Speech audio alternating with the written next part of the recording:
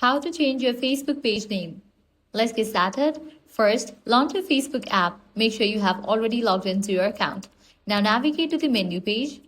Once you're over here, you'll need to switch to your Facebook page that you want to change name for. Click on this drop down. Now select the page for which you want to change the name. Now navigate to menu page again. Click on the settings icon given at the top right.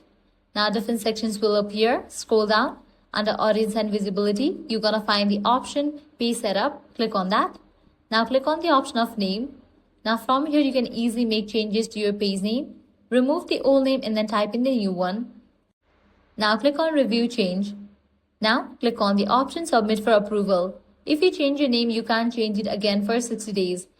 After completion of 60 days only, you'll be able to set new name for your page. And that's it. This way you can easily change your Facebook page name.